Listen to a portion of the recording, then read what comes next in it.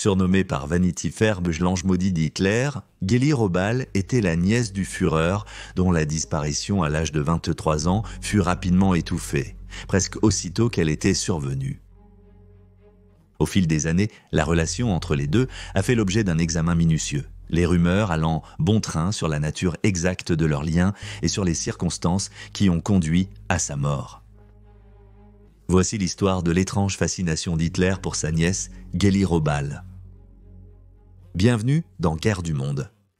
Angela Marie-Geli Robal est née dans la ville de Linz, dans ce qui était alors connu sous le nom d'Autriche-Hongrie, le 4 juin 1908.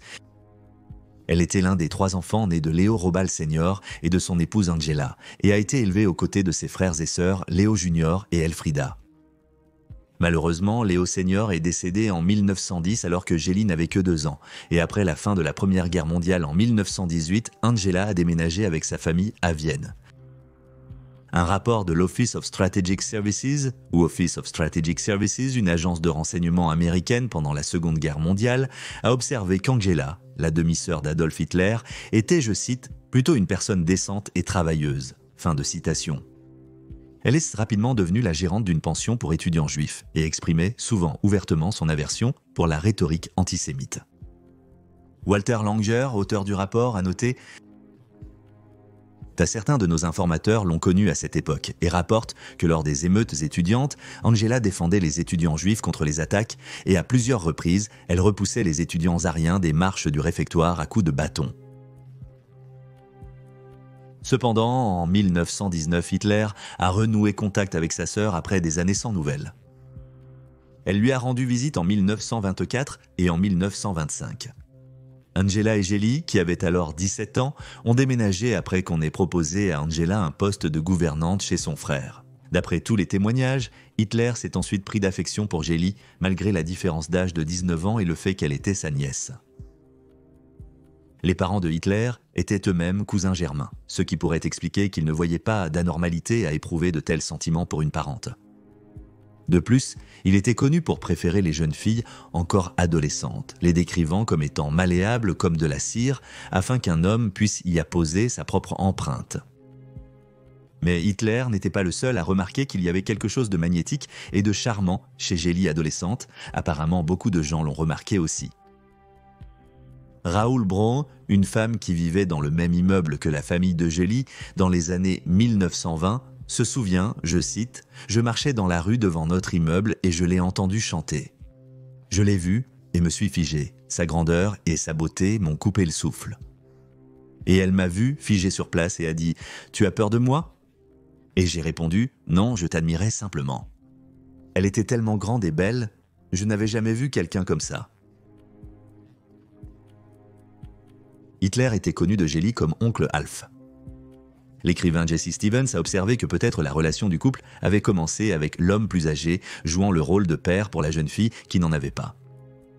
Il a dit à son principal conseiller économique, Otto Wagner, « Je peux m'asseoir à côté de jeunes femmes qui me laissent complètement indifférent. Je ne ressens rien, ou elles m'irritent même. Avec une fille comme Geli, je deviens joyeux et lumineux. Et si j'ai écouté pendant 1 heure ces bavardages peut-être un peu idiots, je me sens libéré de toute lassitude et de toute apathie. » Il a confié à un autre proche, Heinrich Hoffmann, son photographe personnel. « Tu sais, Hoffmann, je suis tellement préoccupé par l'avenir de Geli que je sens que je dois veiller sur elle. J'aime Geli et je pourrais l'épouser.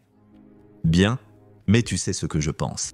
Je veux rester célibataire, donc je garde le droit d'exercer une influence sur son cercle d'amis jusqu'à ce qu'elle trouve le bon homme. » Pour Geli, ce qui semble être une contrainte n'est en fait que de la précaution.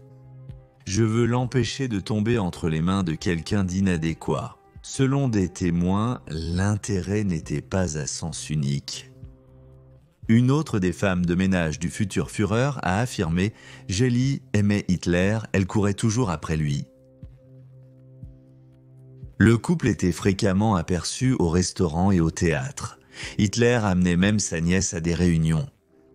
Il semblait penser que cela impressionnerait ses camarades du parti nazi, disant, je cite, « Leurs femmes ou petites amies ressemblaient toutes à des lavandières. Mais comme nous l'avons déjà dit, Hitler n'avait aucune intention d'épouser Geli. » Il croyait qu'il devait être perçu comme célibataire pour accroître sa popularité auprès des femmes, tandis qu'à d'autres moments, il affirmait qu'il ne s'était jamais marié parce que, je cite, « Je n'aurais pas pu consacrer assez de temps à ma femme ». Fin de citation.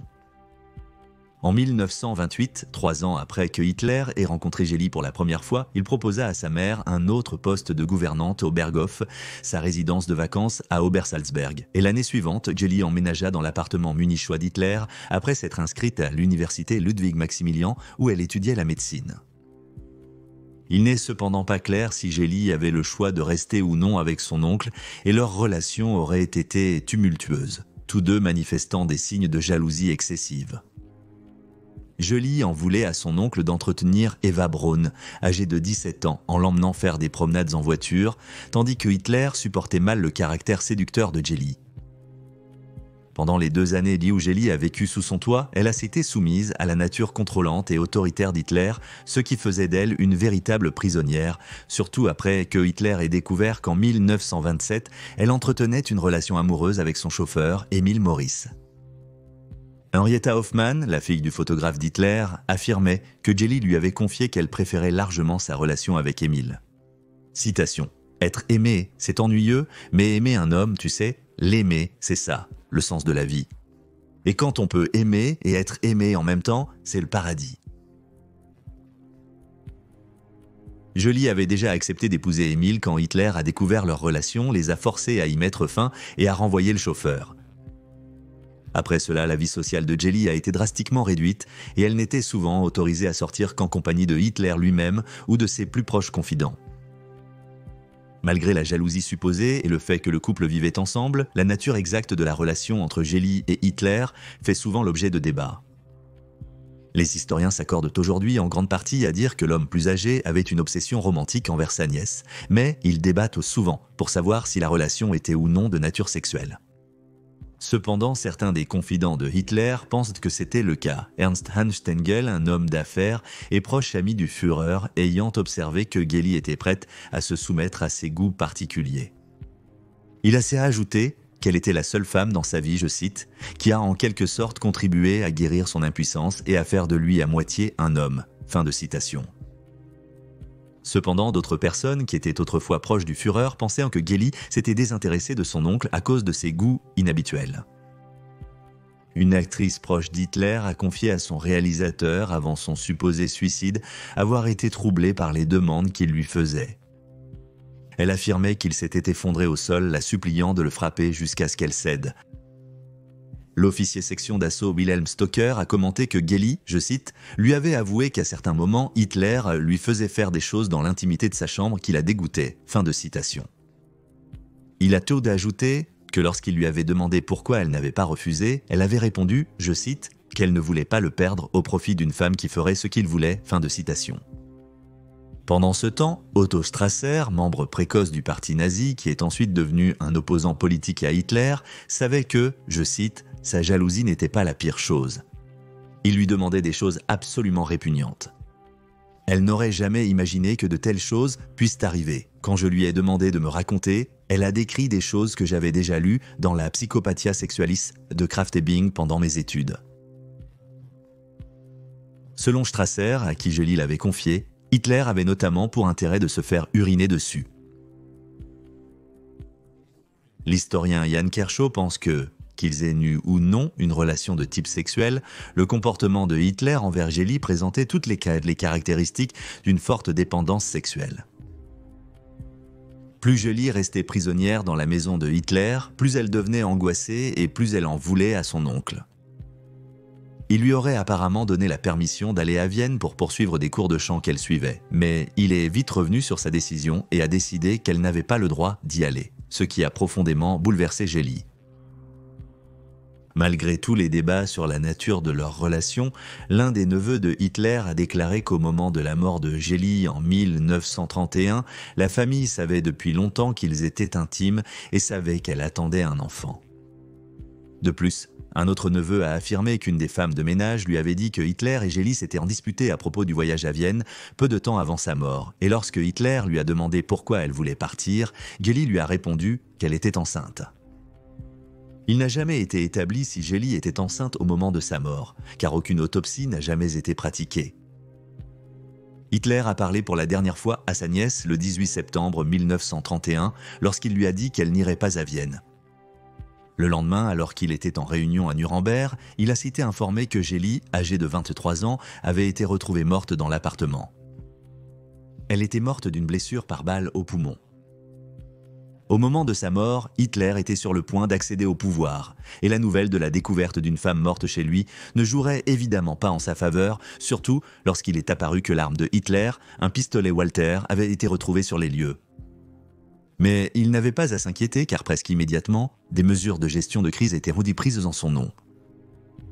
Son équipe a affirmé que la jeune femme s'était suicidée à cause du stress lié à un prochain récital de musique.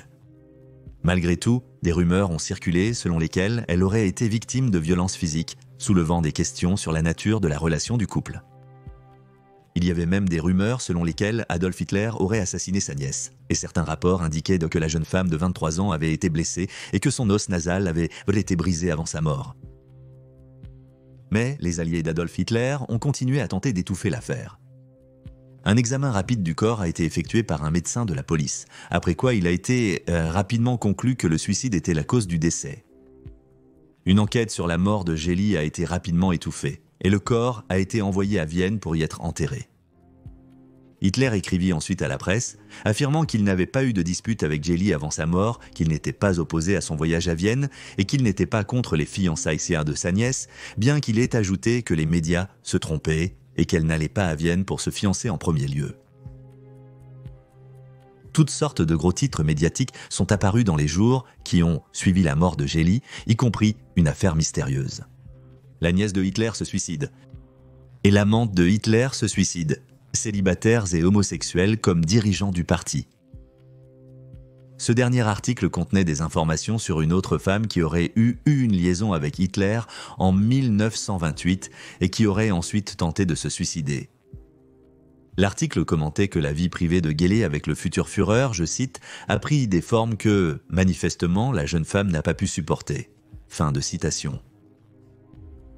Plus remarquable encore est le fait que l'historien Robert Waite, en s'appuyant sur des rapports de l'Office of Strategic Services, a conclu que sur les 7 femmes connues pour avoir eu des relations sexuelles avec Hitler, et 6 se sont suicidées ou ont tenté de le faire, y compris sa compagne de longue date, Eva Braun, qui a tenté de se suicider en 1932, puis de nouveau en 1935.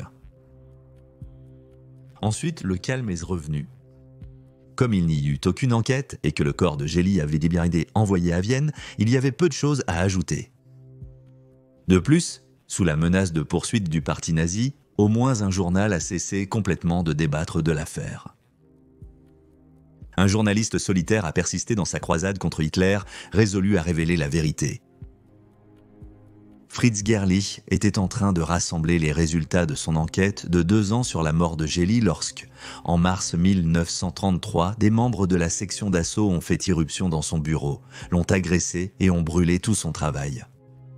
Il a ensuite été emprisonné avant d'être exécuté à l'été 1934. Des journalistes et des historiens suggèrent aujourd'hui la théorie selon laquelle Gélie a été tuée parce qu'elle en savait trop. Elle était au courant des intérêts sexuels de son oncle et s'était déjà confiée à plusieurs personnes. En tant que telle, elle a été éliminée pour l'empêcher de s'exprimer davantage. Des décennies plus tard, la sœur de Gélie a révélé qu'elle ne croyait pas que la jeune femme de 23 ans s'était suicidée.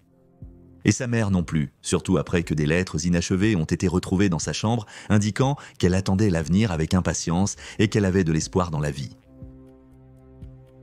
Pourtant, d'autres pensent qu'elle s'est suicidée par jalousie envers Eva Braun ou parce qu'elle était enceinte, soit d'Adolf Hitler, soit de son professeur de chant juif. Il a aussi été suggéré que des membres importants du parti ont décidé d'éliminer Gélie car elle était vue comme incontrôlable et pouvant leur causer des ennuis. Mais beaucoup de gens pensent qu'Adolf Hitler lui-même a tué sa nièce après une dispute entre eux. Bien qu'il ait eu un alibi au moment du meurtre, cet alibi provenait de personnes qui étaient à son service. Il semble raisonnable de penser que ces témoins ont peut-être été forcés ou contraints de lui fournir un alibi. De plus, puisqu'il n'y a pas eu d'autopsie ni d'examen de la scène de crime par la police, il y a encore beaucoup de choses que nous ignorons. Par exemple, des témoins affirment que la porte était verrouillée de l'intérieur, mais comme la porte et Locke n'ont jamais été examinés, il n'est pas certain que ce soit vrai.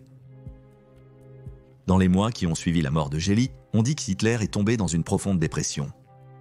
Il aurait évoqué la possibilité de mettre fin à ses jours et, à un moment donné, il était presque dans le coma à cause du chagrin.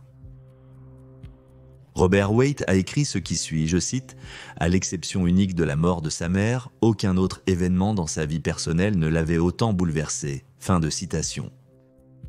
Le confident a également fait remarquer « La mort de Geli a eu un effet si dévastateur sur Hitler que cela a changé sa relation avec les autres personnes. » Hitler n'a pas assisté aux funérailles de Geli et s'est caché dans une maison sur les rives du Tegernsee, un lac du sud de l'Allemagne. La chambre de Geli dans l'appartement de Munich est restée intacte comme un sanctuaire et des portraits d'elle ont été accrochés dans la chambre de Hitler. Mais Hitler n'était pas le seul profondément affecté par la mort de Geli. Sa mère, Angela, a arrêté de travailler pour Hitler et beaucoup de membres de leur famille ont coupé les ponts avec lui. Selon l'historien William Shirer, Hitler aurait déclaré que Geli était son seul véritable amour. Cependant, de nombreuses questions subsistent encore aujourd'hui autour de sa mort.